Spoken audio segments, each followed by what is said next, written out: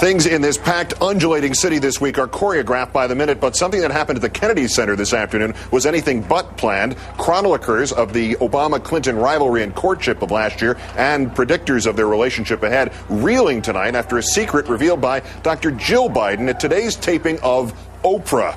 You heard me. The secret that Jill's husband had a choice of the vice presidency or Secretary of State. In a statement after the show taping today, Biden's spokesperson said, quote, President-elect Obama offered Vice President-elect Biden one job only to be his running mate. Perhaps that is literally true, but is that your interpretation of what the Bidens had to say? This is the clip from today's Oprah. See if it does not sound like Joe confirms what Jill had to say. The whole exchange coming after Ms. Winfrey asked them why Mr. Biden had just said that being vice president would be good for his family.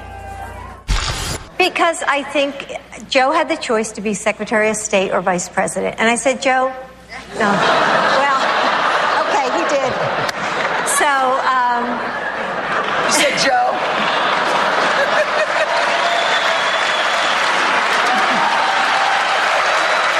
Go. It's okay. well, Yes, right. No, go ahead. Go ahead. so I said, Joe, if you're Secretary of State, you'll be away. We'll never see you. You know, I'll see you at a state dinner once in a while. Yeah. But I said, if you're vice president, the entire family, because they work so hard for the election, Yeah. can be involved. They can come to our home. They can go to events. They can be with us all the time. And that's what's important to us. Oops. Let's turn now to Chris Hayes, Washington editor of The Nation magazine and frequent watcher of Oprah. Thanks for your time tonight, Chris. Thank you, Keith. I'm told you do a great impression of Hillary Clinton watching today's episode of The Oprah Winfrey Show. Yeah, I mean, that was awkward, wasn't it? You could see that immediately in the crowd they realized that something had been uttered that shouldn't have been uttered. And, you know, who knows what the actual truth of the matter is, but the fact of the matter is this is going to be one of these things that is going to kind of be an unfolding subplot, for better or for worse, throughout the duration of the administration, I think.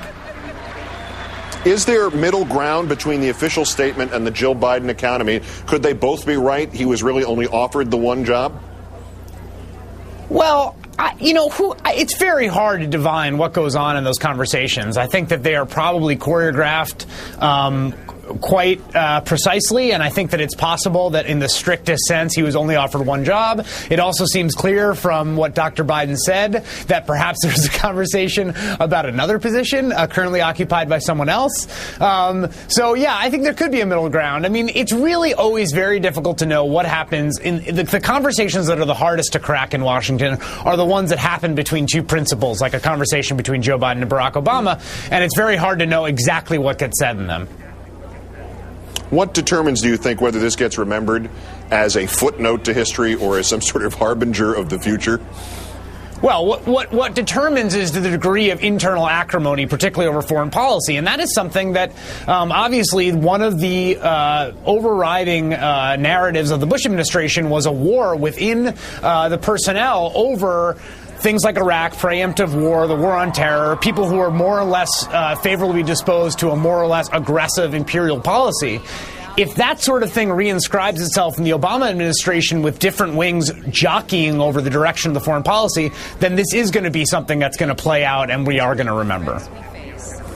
Getting back to Senator Clinton and watching this, do you suppose that description of Secretary of State that Dr. Biden gave might be a little daunting to hear? You're never home, you're out of the country, you're never around. It certainly didn't portray Secretary of State as a job anybody would voluntarily accept.